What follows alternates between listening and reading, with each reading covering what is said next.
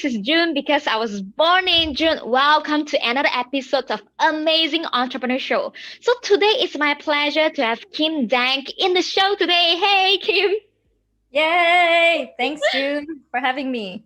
No, thanks for being in our show today. So Kim Dang is the founder and CEO of Group Convert. It's a software that I'm currently using that enables thousands to monetize and collect emails from their Facebook group. Like, Kim, can you tell us how you started your entrepreneur journey? Yeah, so I started over 7 years ago just doing e-commerce because I started working full-time and I remember my very first day working full-time. I'm like, no, I can't do this. And I started saving up money and I went online and I typed how to make money online. And I saw a 5-page PDF about drop shipping.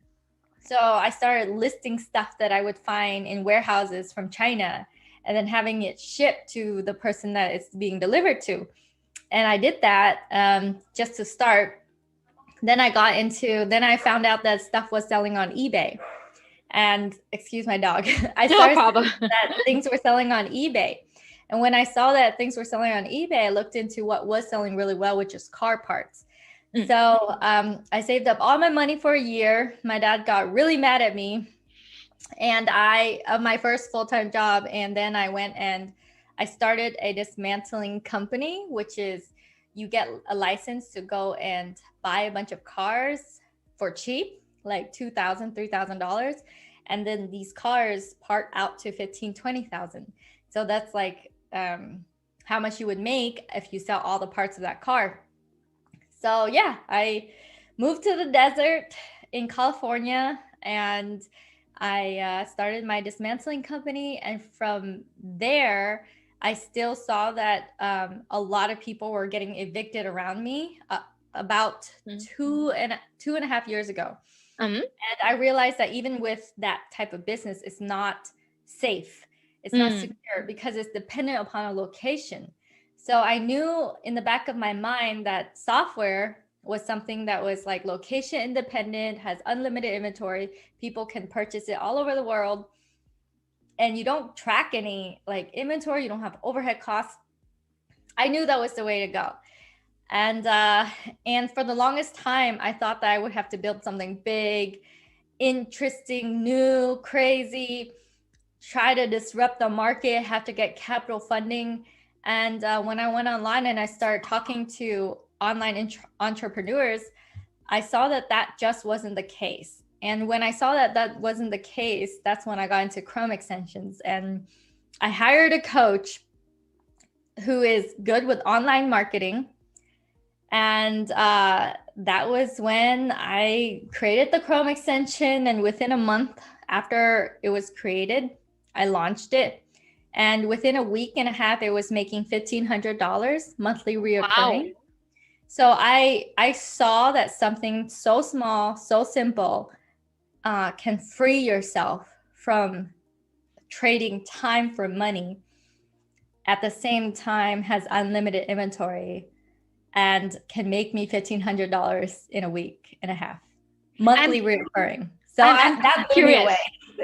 I'm curious, like out of so many things that is in online software, how do you come up with this idea about group convert? Like why particularly this problem that you want to solve? Yeah, it was just stumbling upon my own frustrations. I was at the time using someone else's Chrome extension that they created, and I put in feature requests, but instead of waiting around for the feature requests to go through, actually, I put in a ticket and they didn't really respond. So I'm like, I thought to myself, can I do this? Can I make my own version just to solve my own problem? Because I wanted like certain things from it. And when I released it, I had 2 people say yes to me to pay me $7 a month. And I just remember that period so clearly that it came from my own frustration. I was using it. I made a different version for myself.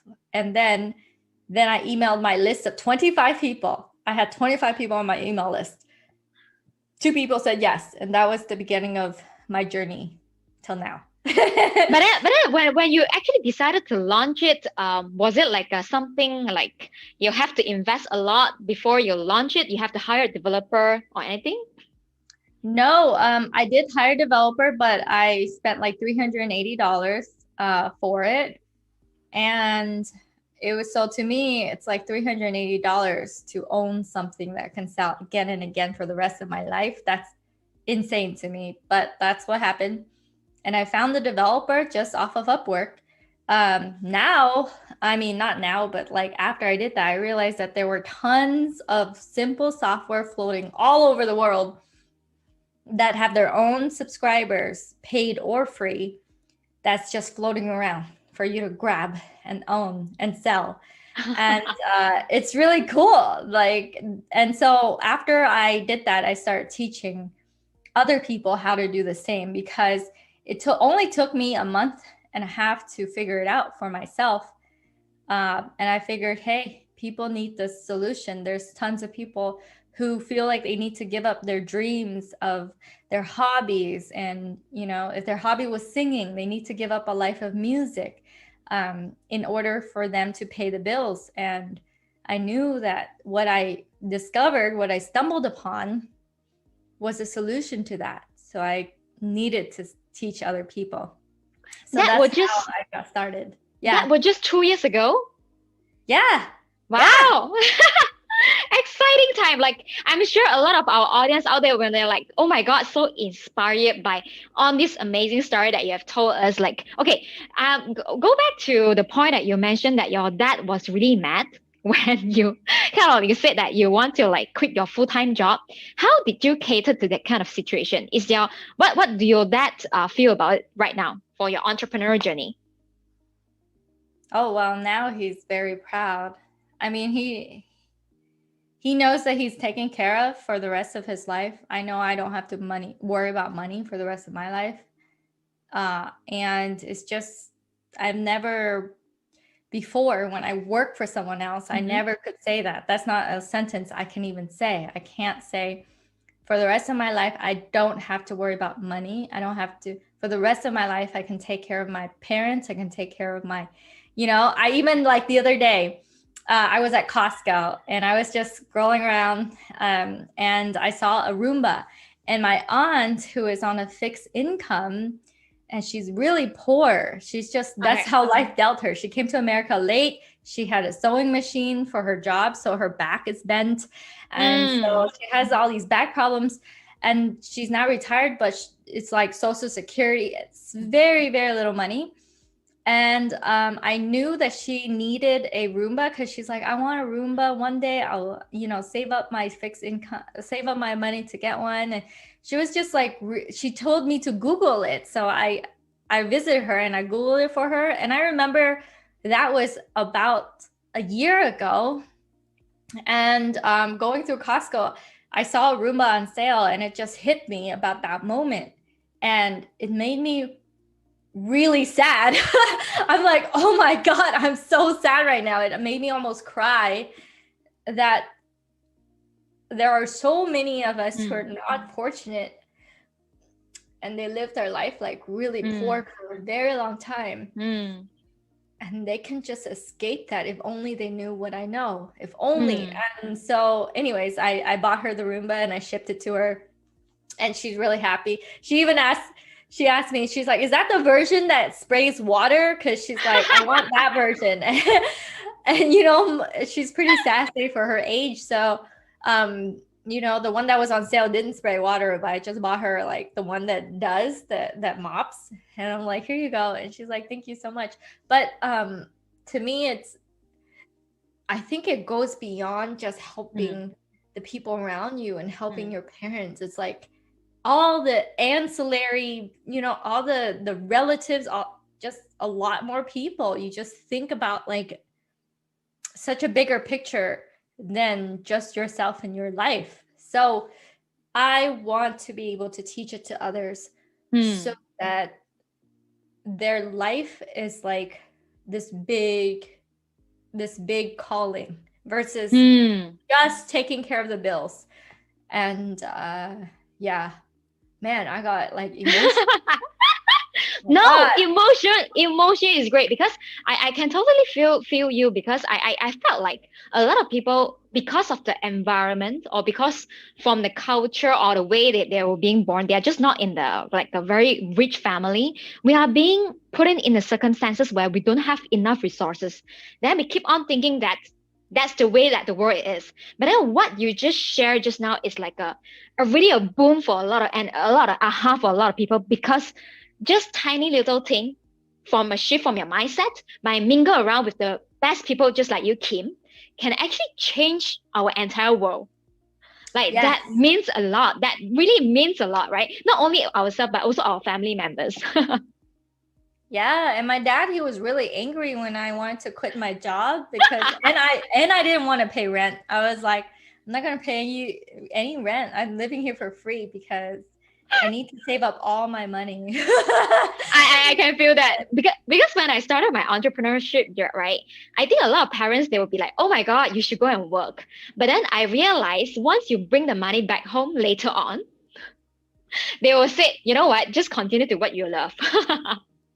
Yeah, I mean, it took a long time for me. I'm not gonna say it's easy, but it took a lot because my parents were really traditional. They still don't know how to speak English now, They and they still don't know how. speaking Vietnamese.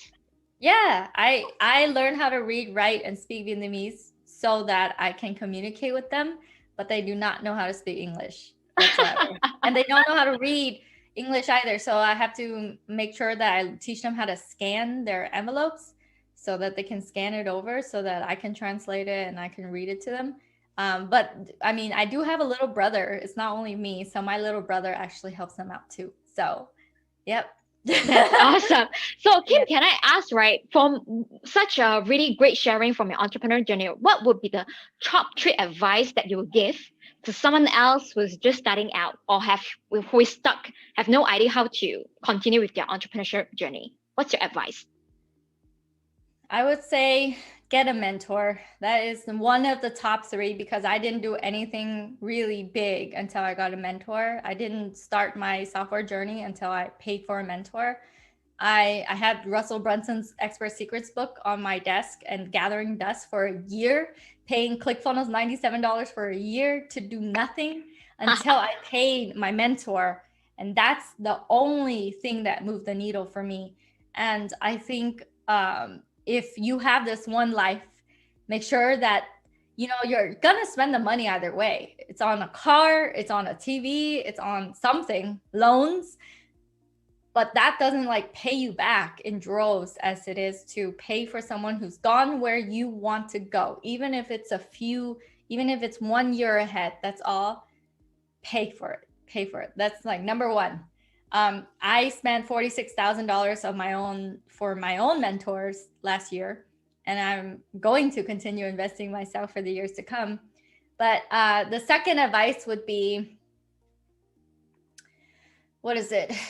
Go easy on yourself. I would like, if you fail, it's okay. You need to be your own friend and your own forgiving person, because a lot of times people, like, they fail, they get frustrated, they get mad at themselves, and it shuts them down.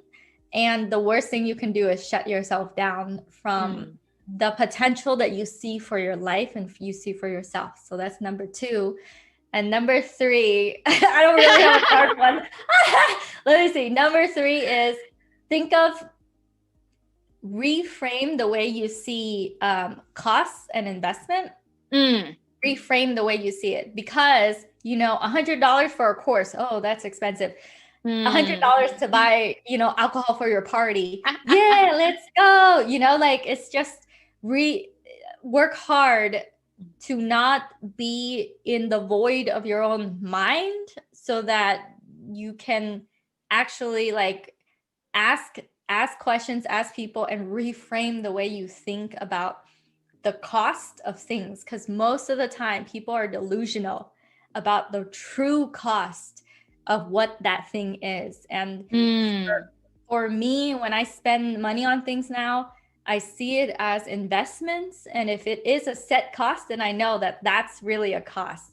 But these other things, it's investing in my own future. And the true real cost, besides the money, is that I don't get to live the life I can live. I don't get to spend that time that I can with my family because I choose to limit myself and stay where it's safe, stay where it feels familiar.